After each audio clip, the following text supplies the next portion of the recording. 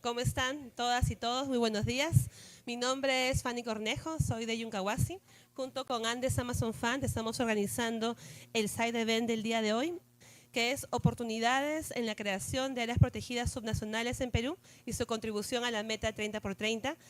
Esta sesión tiene traducción simultánea, así que si desean hacer uso de esto, pueden utilizar este QR para poder acceder con sus propios equipos y con sus auriculares para escuchar la traducción simultánea. Además, en el evento de hoy vamos a tener un espacio para preguntas al final, así que esperamos que también puedan estar atentos para poder hacer uso de estos espacios y poder tener una rica discusión sobre el tema de áreas de conservación regional. Entonces, ¿ya estamos listos? ¿Listas? Súper, ya. Empezamos. Bienvenidos al día de hoy. Vamos a tener un Site Event en el cual esperamos poder discutir y resaltar las oportunidades de contribución del Perú a la meta 30 por 30, haciendo uso de las estrategias de creación de áreas subnacionales. En este caso en particular, vamos a hablar sobre áreas de conservación regional. Tenemos una rica discusión que va a comenzar con una presentación para que todos nos pongamos en línea, todos podamos tener información respecto a cuál es el estado del cumplimiento de esta meta en el país. Y esto va a ser seguido por un panel donde vamos a tener a representantes del territorio, de sociedad civil y del Estado para poder discutir los avances, las perspectivas y las lecciones aprendidas al respecto. Entonces vamos a arrancar ahora con una presentación. Va a estar dada por Margarita Medina Müller. Margarita Medina es actualmente la coordinadora en Perú de Andes Amazon Fund, una institución filantrópica que se encuentra basada en Estados Unidos. Ella es bióloga con una maestría en conservación de los bosques tropicales y de la biodiversidad. Tiene más de 20 años trabajando en la Amazonía, de los cuales 10 de estos son justamente en los procesos de creación de diferentes espacios de conservación en nuestro país. Recibamos por favor a Margarita con fuertes aplausos.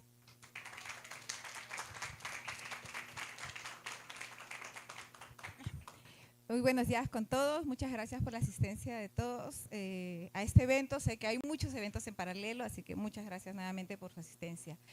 El título de mi presentación es exactamente el título del evento, que se llama Oportunidades en la creación de áreas protegidas subnacionales en el Perú y su contribución a la meta 30 por 30. En esta oportunidad no voy a explicar por qué es importante proteger, todos conocemos el tema de conectividad, las capacidades de cuenca, los servicios ecosistémicos y todo, sino me voy a enfocar en la contribución en cifras, ¿no? Entonces, bueno, voy a hablar un poco del contexto general.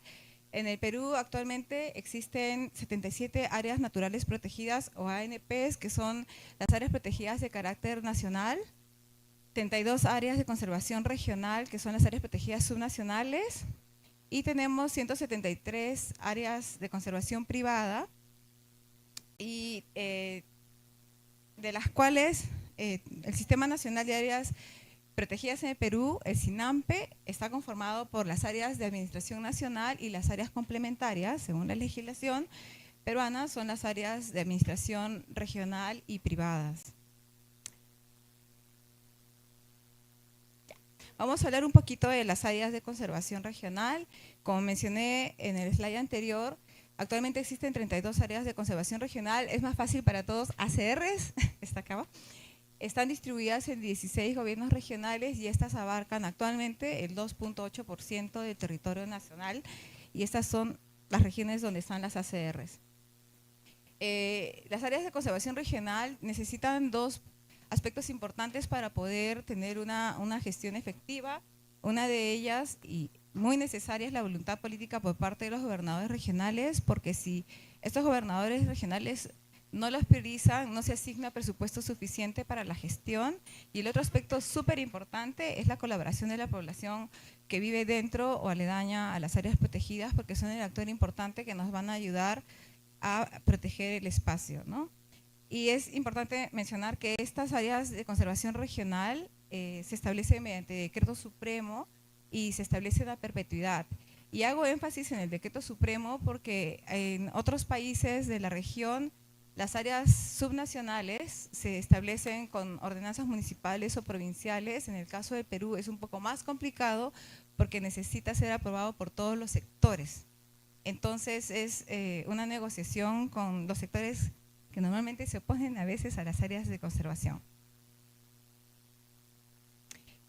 Voy a hablar rápidamente, he puesto esto pero no voy a leer los pasos, solo quiero mencionar que el proceso de establecimiento de las áreas de conservación regional tiene 4 etapas muy marcadas. La primera, que es sobre colectar la información de gabinete. La segunda etapa, que como ven es la más larga, es la etapa informativa, donde se colecta información en campo. La tercera etapa, que es donde se socializa la propuesta del expediente y la zonificación del área, y se tiene que consolidar los acuerdos entre todos los sectores y todos los actores que tienen intereses o derechos dentro del mismo espacio, y solo si corresponde, dependiendo de la existencia o no de pueblos indígenas en esa propuesta de área de conservación, se llega a un proceso de consulta previa y finalmente se aprueba este proceso. Es importante mencionar que para poder establecer un área hay muchos actores que participan y que todos tenemos que estar de acuerdo. Primero están los gobernadores, que son los que toman la decisión política, y que es importante porque si ellos no impulsan estas propuestas simplemente no se van a poder establecer. Otro actor súper importante es el CERNAM, que es el Servicio Nacional de Áreas Protegidas en el Perú, que no solo se encarga de aprobar los expedientes, sino que el CERNAM cumple un rol importante en el acompañamiento a los gobiernos regionales para poder validar, verificar, mejorar la calidad de estos expedientes, y además son la entidad que se encarga de presentar junto con el Ministerio del Ambiente ante el Consejo de Ministros, entre los otros sectores, este expediente, ¿no? Entonces ellos van a dar la cara para poder establecer estas áreas. Luego tenemos obviamente a los pueblos indígenas y comunidades locales, que son actores importantes no solo en el proceso de creación, sino también en la gestión. El rol importante de las ONGs, que dan un acompañamiento técnico para el proceso de establecimiento y financiero, y las entidades financieras, que normalmente son internacionales, que también cumplen un rol importante para que el proceso de creación se pueda dar. ¿Por qué he puesto énfasis acá? Porque en el panel vamos a tener a casi todos estos actores para que puedan contarnos un poco más su perspectiva. Actualmente existen 29 propuestas de áreas de conservación regional que están en proceso. Hay algunas más que están surgiendo, algunos gobiernos regionales que están en idea de establecer sus áreas de conservación regional, pero actualmente en proceso hay 29 áreas de conservación regional, y si estas se logran crear para el 2030, 4 gobiernos regionales por primera vez tendrán un ACR, ¿no? Que son los gobiernos regionales de Arequipa, Moquegua, Puno y Apurímac. Para crear, obviamente, las áreas de conservación regional, no solo para la gestión, también se necesita esa voluntad política por parte de los gobiernos regionales. Si el gobernador no prioriza esto, no le pone importancia o no quiere proteger algo dentro del territorio que administra, no se obtiene una carta y el proceso no va a continuar. Y también hay propuestas que no solo son impulsadas por los gobiernos regionales, sino que hay propuestas que nacen por impulso de las poblaciones locales, ¿no? Hay algunas propuestas que más bien la población ha propuesto al gobierno regional para proteger estos espacios porque sienten que existen muchas amenazas alrededor de su territorio. Voy a hablar solo 3 puntos importantes de desafíos de las propuestas de ACRs. ¿Y por qué voy a mencionar estos puntos importantes? Es porque los procesos de establecimiento de áreas de conservación regional duran en promedio 4 años, puede ser más, puede ser menos, pero es por factores que no se puede controlar necesariamente ni dentro del gobierno regional ni en el proceso establecido por reglamento, ¿no?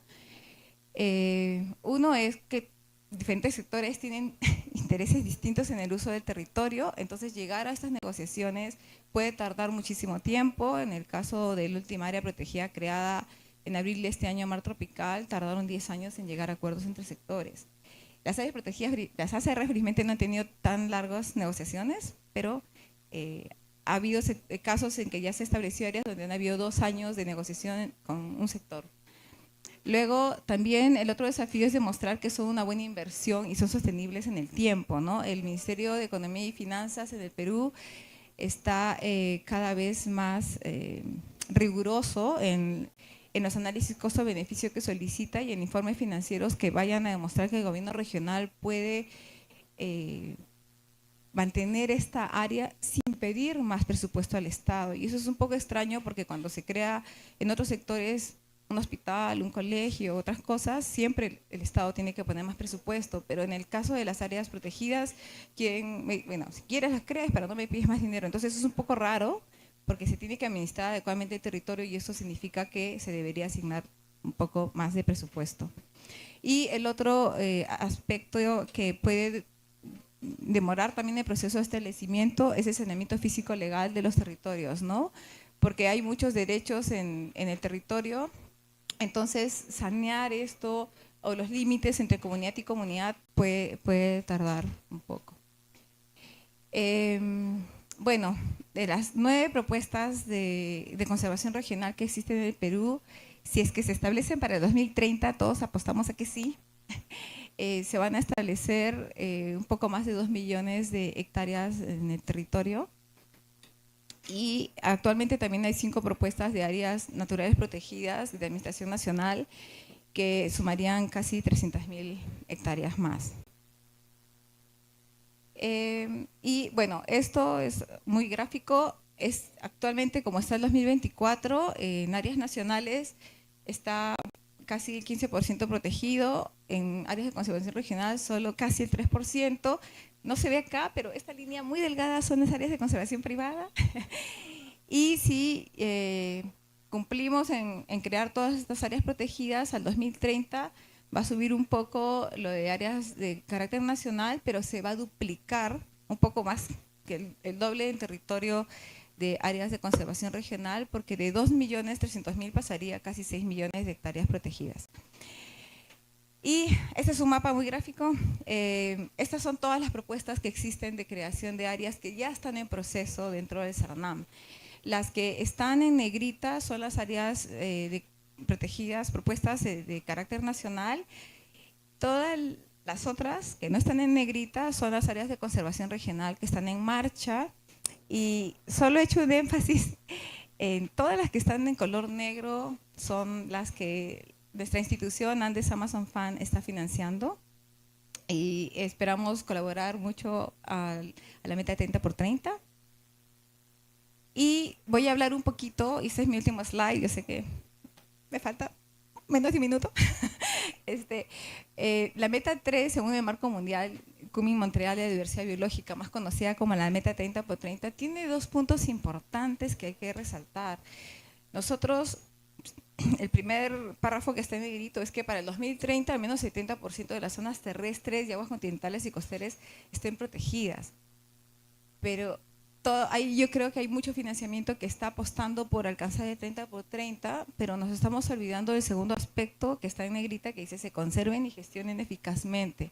Entonces están llegando muchos fondos internacionales para poder crear las áreas protegidas al 30 por 30 o UMEX u otras modalidades, pero nos estamos olvidando de la segunda parte, que es la más importante, sobre todo considerando que las áreas se crean a perpetuidad. Entonces hay que ir desde ahora también apostando por el financiamiento para la gestión de estas áreas protegidas. Eso es todo.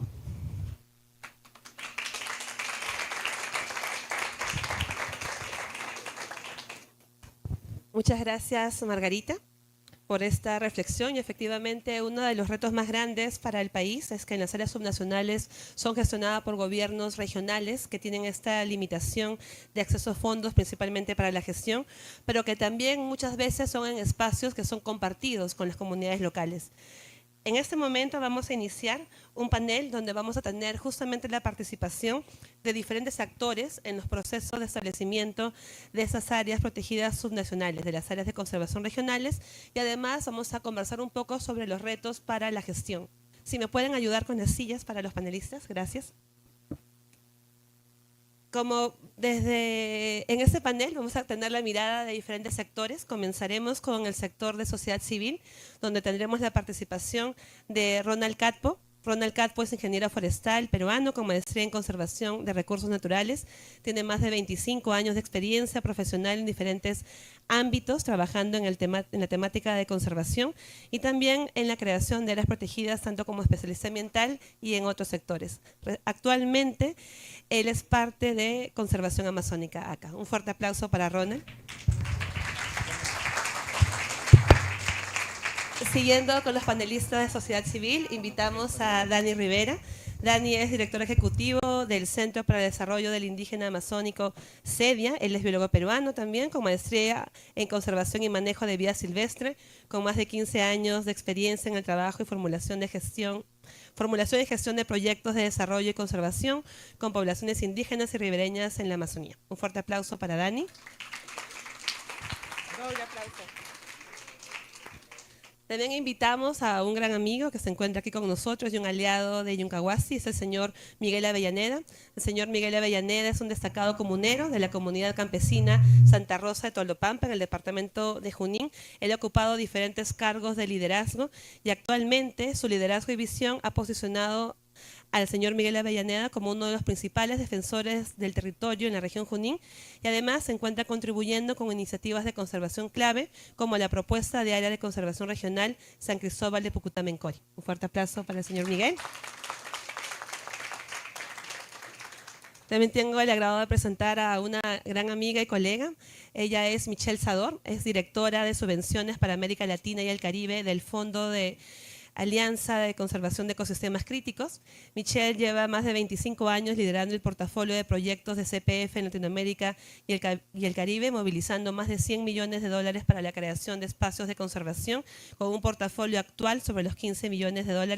Su experiencia está principalmente en conservación de la biodiversidad, gestión de espacios de conservación y prevención de desastres naturales. Un fuerte aplauso para Michelle. Y finalmente también tengo el agrado de presentar a un gran amigo, a José Carlos Nieto Navarrete. Él es el jefe institucional del Servicio Nacional de Áreas Naturales Protegidas por el Estado, el CERNAM. Es un profesional con más de 18 años de experiencia en gestión de áreas naturales protegidas, planificación, gestión integral del territorio. Es el actual jefe del CERNAM. Y con esto, un fuerte aplauso para José Carlos. Y tenemos ahora a este panel con el cual esperamos discutir un poco sobre la temática de los retos y oportunidades para llegar a la meta 30x30 con la creación de áreas de conservación regional. Entonces, la dinámica es que tenemos 2 preguntas para cada panelista.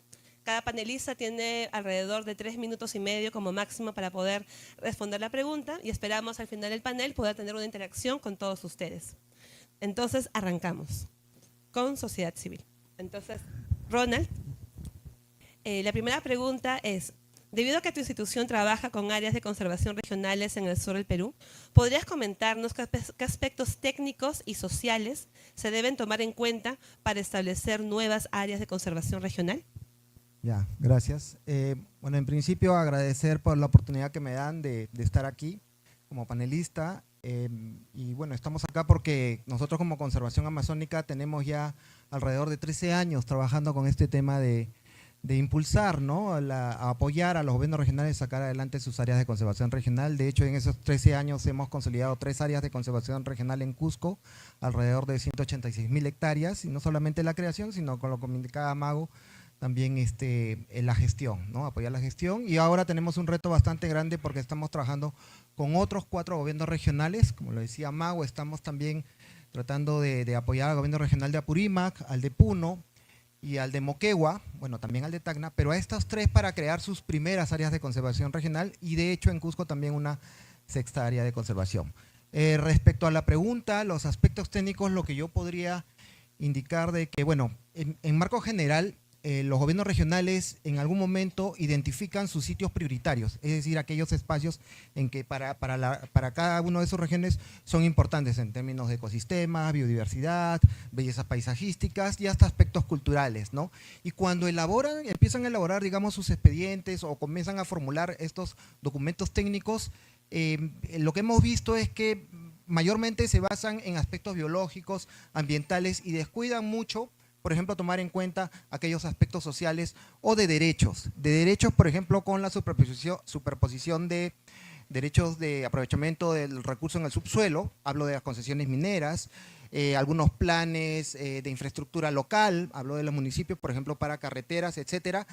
Y luego, cuando avanzan con su expediente o avanzan con, digamos, con este documento sustentatorio, se dan cuenta que descuidaron lo otro y empieza un poco mal el asunto, ¿no? Claro, esto es de acuerdo a sus capacidades técnicas y ahí es donde un poco entramos nosotros con nuestra experiencia a tratar de mejorar, digamos, esta información y dar el sustento necesario, ¿no? Este es un aspecto importante en la parte técnica que hay que tomar en cuenta cuando trabajamos con los gobiernos regionales.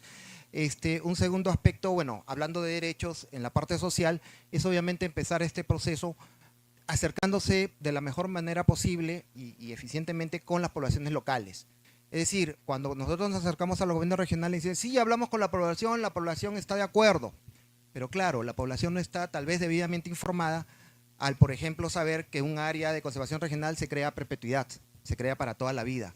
Que en esa área va a entrar la gestión o la administración de un gobierno regional, de repente restringiendo algunas de las actividades, etcétera, de la población local. Entonces, cuando no se inicia el proceso de esa manera, un poco de que no cuadran bien las cosas, entonces yo creo que en la parte técnica y en la parte social, desde un inicio hay que tomarlo en cuenta. Y yo hablaría de un tercer aspecto, ¿no? Como cuello de botella tal vez es el tema político, ¿no? Nos encontramos y acá sabemos muy bien el reto que seguimos también con Dani, también seguramente lo va a hablar, es que estos cambios que se producen en las autoridades, o cambian al gerente de recursos naturales de turno, o al subgerente, o al equipo técnico, y a veces es empezar de cero. Entonces yo creo que es otro aspecto muy importante que cuando empezamos a trabajar con los gobiernos regionales debemos de considerar. Muchísimas gracias, Ronald. Justamente es clave. Justamente es clave considerar los aspectos políticos, sociales y financieros para el éxito de estas áreas. Y yendo justamente al tema social, la siguiente pregunta es para Dani Rivera, que va relacionado que, de acuerdo a la experiencia que tienen trabajando con población indígena y local en la Amazonía nororiental, ¿cuáles son los retos en el empoderamiento social de las poblaciones indígenas y locales con esas propuestas de áreas de conservación regional? Adelante. Bueno, gracias. Gracias a todos. Bueno, nosotros como CEDIA estamos participando en el proceso de establecimiento de 2 áreas de conservación regional que están todavía en proceso, están por varias cosas que vamos a conversar en este panel todavía demorando, pero tenemos experiencia del establecimiento de 9 áreas naturales protegidas de carácter nacional a lo largo del tiempo, procesos que han demorado mucho, pero que se han construido desde las poblaciones, ¿no? Esto es positivo, esto ha hecho que, por ejemplo, estas áreas, las áreas que están ahora como lista verde, que es un reconocimiento a la gobernanza, sean áreas que se han trabajado de esa manera, ¿no? Con la participación activa de la población desde un inicio. Lo positivo, digamos, para comenzar por ese lado, es que el CERNAM ha hecho un esfuerzo bastante grande por ordenar el proceso. Ahora tenemos un proceso que es predecible, la gente sabe, no solamente las instituciones que apoyan, sino las comunidades, que si cumplen con esos pasos, que si cumplen con esos requisitos, vamos a completar el proceso y en algún momento el área va a ser establecida. Pero estos procesos pueden tomar mucho tiempo, ¿no? Margarita mencionaba que en promedio demoran 4 años, nosotros estamos en un proceso que ya lleva 8 años. Entonces son procesos que porque encuentran problemas con los sectores, muchas superposiciones, que es un reto que hablaremos también en la siguiente pregunta probablemente, pueden tomar. Y uno de los retos principales para mantener, digamos, el liderazgo de las poblaciones es eso, ¿no? El tiempo. Mantener el interés, por más que haya sido una iniciativa desde las comunidades, mantener el interés en procesos de 5, 6, 7, 8 años, es muy difícil. Uno puede mantener informado a los líderes, pero es importante aterrizar esas explicaciones hasta las propias comunidades, porque si no los líderes pierden credibilidad, ¿no? Es muy común, todos hemos escuchado de procesos en el que ya al presidente de la organización no le creen, tú te vas a pasear, no haces nada. Entonces es importante aterrizar esta información hasta las bases, aunque a veces no tengas mucho que mostrar, ¿no? Porque cuando un proceso está entrampado en algún sector, puede ser que vayas este año a explicar algo y de acá a 6 meses, 1 año, vas nuevamente y le dices, bueno, seguimos más o menos igual, ¿no? Entonces eso es uno de los principales retos. Y otro reto, diría yo, que es importante con las propias comunidades, identificar cuáles son estos estos nuevos beneficios o estas nuevas limitaciones que van a traer las áreas, ¿no? Porque los beneficios que todos nosotros conocemos de la conservación y de que son la fuente de las especies y del agua y del aire, son beneficios que ellos ya tienen ahorita porque conservan ese espacio y que la formalidad del establecimiento no va a sumar a eso, digamos, sí a su sostenibilidad en el tiempo, ¿no? Pero explicar estos beneficios adicionales que vienen con la cercanía del Estado, que vienen con los proyectos, que vienen con las certificaciones, que vienen con un montón de otras cosas que traen las áreas, es importante explicarlas a las bases para que los líderes puedan mantener, digamos, esta credibilidad con ellos mismos, ¿no? Gracias, Dani. Y es precisamente uno de los retos más grandes poder mantener el interés a lo largo de tantos años y poder lograr que las comunidades locales se puedan involucrar desde el comienzo y que se mantengan de forma activa justamente en los procesos, que estén coliderando y co-creando las iniciativas y que el desarrollo y las oportunidades de desarrollo que vengan sean lo más visibles posibles.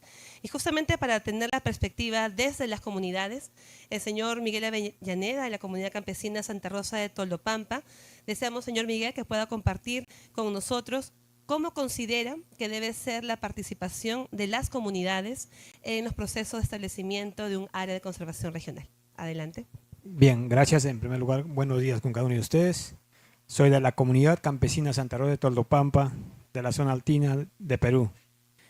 Conservamos nosotros, ¿no?, que 99 lagunas en la comunidad, que desembocamos el río, ¿no?, hacia la selva central del Perú para hacer los cultivos y también para el consumo humano.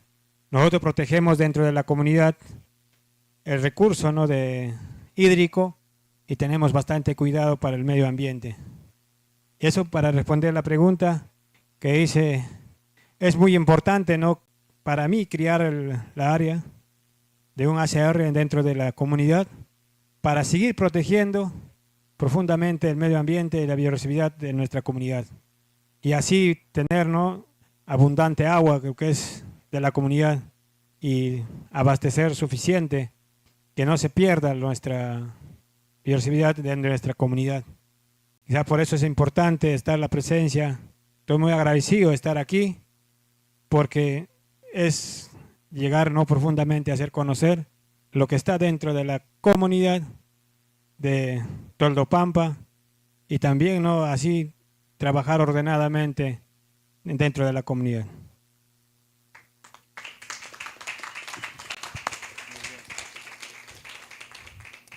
Muchas gracias, señor Miguel.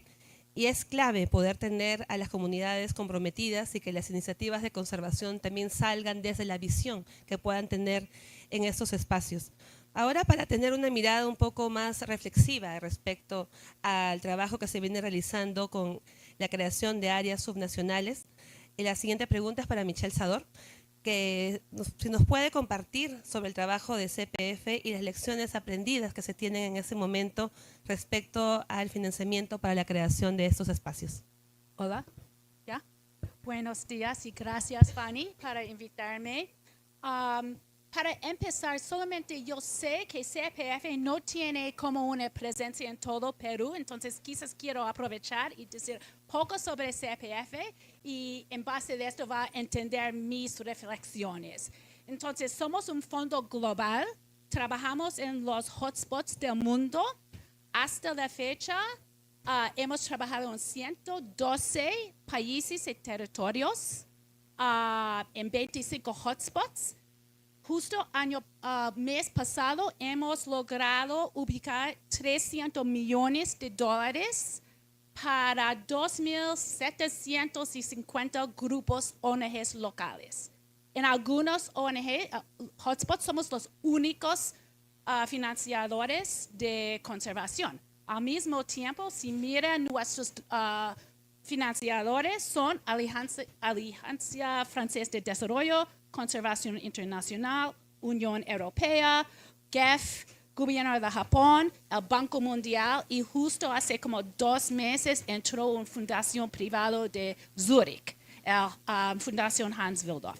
O sea, nosotros recibimos fondos públicos en la mayoría y esto es una manera, un reto, yo diría, En Andes Tropicales hemos empezado en 2001, empezando en Perú y Bolivia, en Vilcabamba, Ambaró. Y justo algo para esta exposición yo quisiera decir, esto es nuestras cifras.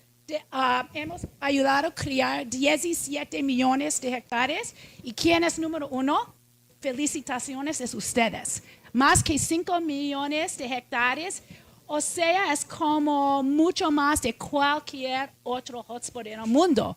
O sea, no es sorprendente que ustedes están recibiendo muchos fondos porque se muestra capacidad de lograr conservación. Entonces, en base de esto, quisiera decir, hasta la fecha fueron 40 millones de dólares aquí en este hotspot, 300 proyectos desde Colombia, Ecuador, Perú, Bolivia, más que 60 KBAs, o sea, es un reto, yo diría. Y quisiera decir que hoy recibimos la noticia, Antón, Claudia, Rita, Dani, que tenemos hoy una nueva 6 millones de dólares para Andes Tropicales de Canadá. Entonces, estamos muy contentos a poder continuar esta colaboración. Entonces, en vista de este compromiso que CPF tiene a los socios en Andes Tropicales, pues debería entender, esto es una exigencia de nuestros donantes. Cada año hacemos informes de los logros, ¿verdad? Necesitamos contar, tener metas de cuánto hectáreas de nuevas áreas, trabajamos a través de proyectos, requerimos marcos lógicos, presupuestos, tenemos políticas de salvaguardia. Y como ustedes han dicho, crear áreas protegidas no se hace en tiempos de 2-3 años.